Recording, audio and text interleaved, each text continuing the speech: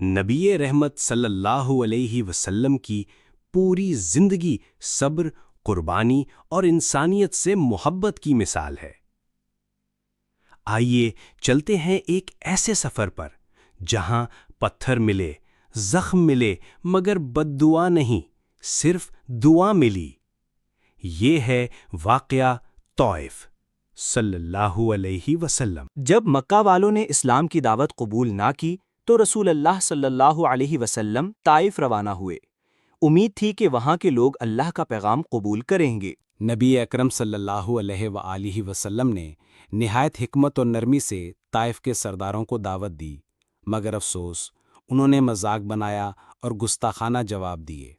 سرداروں نے اپنے نوکروں اور بچوں کو پیچھے لگا دیا، پتھروں کی بارش ہوئی، پاؤں لہو لہان ہو گئے۔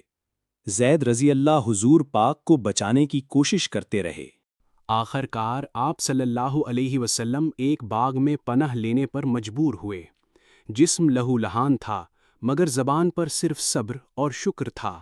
اس حال میں آپ صلی اللہ علیہ وسلم نے یہ عظیم دعا کی: اے اللہ، میں اپنی کمزوری اور بے بسی تیرے حضور پیش کرتا ہوں، اگر تو ناراض نہیں تو مجھے کوئی پرواہ نہیں۔ اللہ نے اپنے محبوب صلی اللہ علیہ وآلہ وسلم کو صبر و سکون عطا فرمایا۔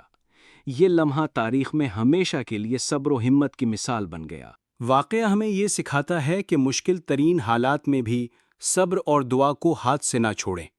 جو اللہ پر بھروسہ کرتا ہے وہ کبھی اکیلا نہیں رہتا۔